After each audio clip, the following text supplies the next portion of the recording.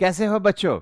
मैं संदीप कुमार मिश्रा एक बार फिर से दक्ष एजुकेशन लाइव पे आपका स्वागत करता हूं एक नए वीडियो के साथ।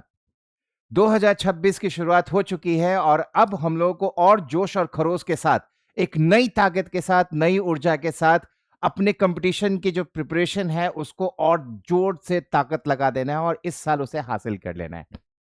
इसी क्रम में हम लोग ईडीएम्स का एक क्लास और आपके लिए लेके आए हैं जहां पे हम लोग आगे बढ़ेंगे और कुछ खूबसूरत वर्ड्स को खूबसूरत तरीके से देखेंगे, उसे सीखेंगे और परमानेंटली अपना बनाएंगे। ये ऐसे वर्ड्स हैं जो हर एग्जामिनेशंस में आपके सामने में आते हैं।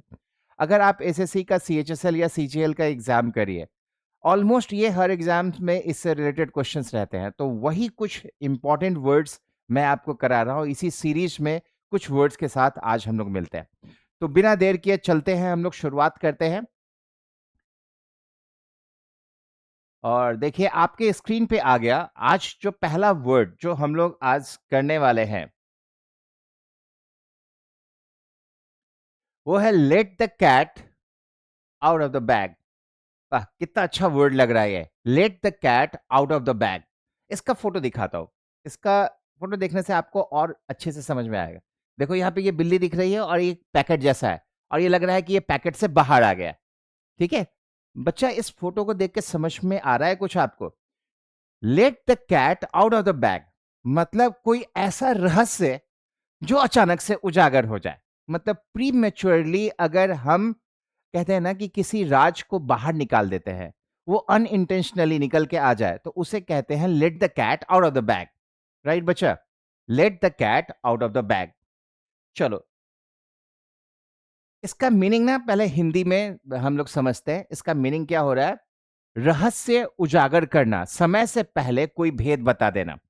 जैसे हम लोग ने बात करते हैं कि एक घर में ना पार्टी का आयोजन किया था। जैसे मेरे पिताजी का बर्थडे है और उनका एक पार्टी मैंने आयोजन किया और मैं चाह रहा था कि उन्हें इस बारे में पता ना चले। लेकिन क्या हुआ ना कि मतलब अचानक से एक छोटे से बच्चे के मुंह से ये बात उनके सामने निकल गई कि आज आपका पार्टी है, और जो सारा भेद है वो पहले ही मतलब पता चल गया। तो वैसा कोई भी चीज जिसे हम लोग छुपाने की कोशिश कर रहे हो और अनइंटेंशनली वो सामने आ जाए, तो उस चीज को बताने के लिए हम लोग कहते हैं let the cat out of the bag. एक एग्जाम्पल से इसको समझिए। I was planning a surprise party for my friend. मैं अपने फ्रेंड के लिए एक सरप्राइज पार्टी प्लान कर रहा था, but my sister accidentally let the cat out of the bag. लेकिन मेरी बहन ने अचानक मेरे दोस्त के सामने ही ये राज खोल दिया, और वो मतलब ये चाहती नहीं थी, लेकिन अचानक से ये राज खुल गया जैसे मेरे दोस्त को पता चल गया। तो ऐसे कंडीशंस को बताने के लिए हम लोग कहते हैं let the cat out of the bag. और इसे कहा जाता है टू रिवील अ सीक्रेट और सरप्राइज प्री मैच्योरली। राइट, चलो हम लोग मूव करते हैं नेक्स्ट वर्ड की तरफ। देखिए नेक्स्ट वर्ड जो हमारे पास आ रहा है वो है cake walk. Right, cake walk बहुत खूबसूरत वर्ड है, आसान वर्ड दिख रहा है केक वॉक, और उतना ही आसान इसका मतलब है। आसान काम, सिंपल काम। तो जब आप आसान और सिंपल काम को बताने के लिए ईडियम ढूंढते हो तो उसे कहते हैं केक वॉक। ठीक है, ये अक्सर एग्जाम में आता है। आई एम श्योर कि अब आगे से आप नहीं भूलोगे। देखिए यहाँ पे छोटे छोटे बच्चे हैं और यहाँ पे ये केक का फोटो रखा हुआ है। तो इससे ये पता चल रहा है कि इतने आसान काम है कि बच्चों भी इस काम को आसानी से कर सकते हैं। तो ऐसी चीजों को बताने के लिए हम लोग केक वॉक का एग्जाम्पल करते हैं, केक वॉक इडियम का प्रयोग करते हैं। अगर हिंदी में हम लोग इसका मतलब देखें तो इसका मतलब हो गया बहुत आसान काम होना। और एग्जाम्पल देखो, ये एग्जाम्पल देखोगे ना तो तुमको एकदम अच्छे तरीके से समझ में आ जाएगा। The exam was a cake walk. ये एग्जाम बहुत आसान था। I finished it in 10 minutes. मैंने 10 मिनट में ही ये एग्जाम पूरा कर लिया। तो अगर 2 घंटे का एग्जाम आप 10 मिनट में कर लेते हो तो इसका मतलब ये बहुत आसान था। और इस चीज को बताने के लिए हम लोग क्या कहते हैं? केक वॉक का प्रयोग करते हैं। तो आई एम श्योर कि जब भी इस तरीके का कोई क्वेश्चन आपके सामने में आएगा, अगर ईडीएम के रूप में केक वॉक लिखा हुआ है, तो आप आसानी से इसके ऑप्शन को फाइंड आउट कर लोगे। इजिली फाइंड आउट कर लोगे ना? बिल्कुल कर लोगे बच्चा, मुझे आप पे पूरा भरोसा है। चलो नेक्स्ट वर्ड की तरफ चलते हैं। ये बहुत खूबसूरत वर्ड है, इसको ध्यान से देखिए। Between devil and the deep C. Between devil and the deep C. Devil का मतलब हो गया राक्षस, कोई बुराई ताकत, और डीप सी का मतलब बहुत गहरा समुद्र। ये बहुत खूबसूरत वर्ड है। अगर आप इसका पिक्चर देखोगे ना तो आप इसको एकदम रिलेट कर पाओगे। देखो मैं तुम्हें इसका पिक्चर दिखाता हूं। देखो ये यहाँ पे राक्षस है, ये कोई बंदा है, और आगे जो है वो डीप सी है। मतलब वो पीछे भी नहीं घूम सकता क्योंकि यहाँ पे राक्षस है, वो आगे भी नहीं जा सकता क्योंकि यहाँ पे समुद्र है।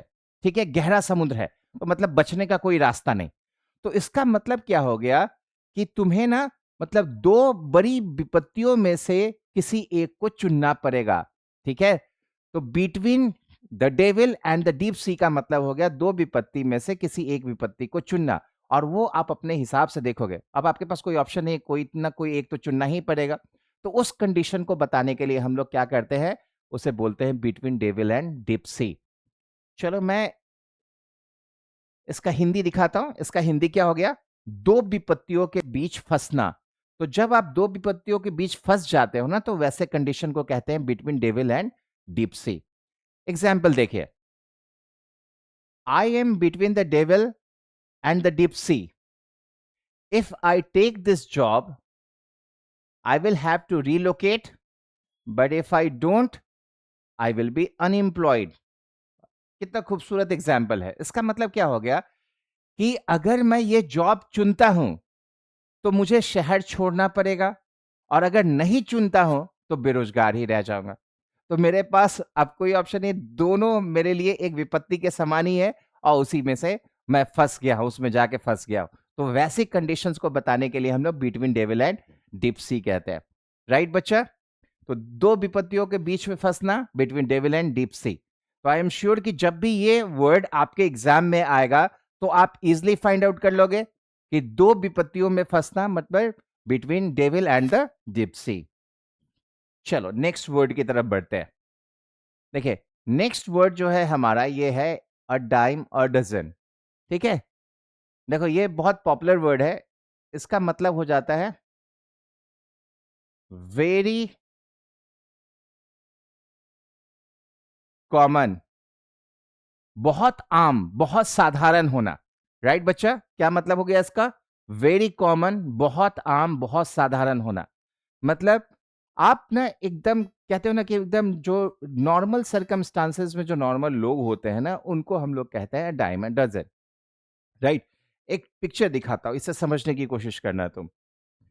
देखो यहाँ पे बहुत सारे एक ही जैसी चीज रखी हुई है, एक ही जैसे छोटे छोटे ना कुछ मतलब आपके मटेरियल रखे हुए हैं। अब देखो क्या आप इसमें से किसी को डिफरेंशिएट कर सकते हो, किसी को अलग बता सकते हो? सब के सब एक जैसे हैं। तो जब हम साधारण और आम चीज के बारे में बात करते हैं, सब एक जैसा ही लगता है, तो उसे डाइम अ डजन कहते हैं। आई होप आपको यह समझ में आ गया होगा। देखो मैं तुम्हें ना एग्जाम्पल दिखाता हूं। एग्जाम्पल से पहले इसका हिंदी मतलब देखें, ये क्या हो गया, बहुत आम या सामान्य होना, एकदम सामान्य होना, नॉर्मल। तो वैसे कंडीशन को बताने के लिए अ डाइम अ डजन कहते हैं। एग्जाम्पल के तौर पे देखो, talented musicians are a dime a dozen. मतलब जो आजकल जो म्यूजिशियंस हैं वो बहुत ही आम सामान्य है, सब एक जैसा ही होता है। लेकिन finding a great singer is hard. एक बेहतर सिंगर जो होता है ना, ढूंढना वो कठिन होता है, क्योंकि म्यूजिशियन तो सारे एक जैसे ही होते हैं और सब अच्छा बजाने लगते हैं। लेकिन उसमें से अच्छा सिंगर जो ढूंढना होता है ना, वो थोड़ा सा टफ होता है, वो थोड़ा डिफिकल्ट होता है, जो मतलब सही तरीके से जो म्यूजिक बनाया है उस म्यूजिक के अकॉर्डिंगली गा के चीजों को बना सके। तो आई होप ये समझ में आ गया। When you are talking about a dime a dozen, it means we are talking about very common, very normal. Right? तो जब हम लोग कॉमन और सामान्य की बात करते हैं तो we are talking about a dime a dozen. Like we normal people are a dime a dozen. Right? हम लोग आम और साधारण लोग हैं।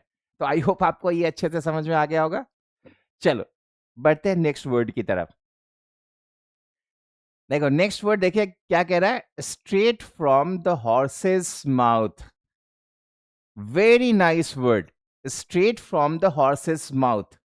ठीक है, मतलब घोड़े के मुंह से डायरेक्ट। क्या बात है, जब घोड़े के मुंह से डायरेक्ट कोई चीज निकलता है, ये इसका मतलब, ये सीधा सीधा इसका शाब्दिक मतलब हो रहा है। चलो पिक्चर दिखाता हूं तुम्हें। देखो यहाँ पे घोड़े का भी पिक्चर आ गया, और देखो घोड़ा क्या बोल रहा है, आई एम ए हॉर्स।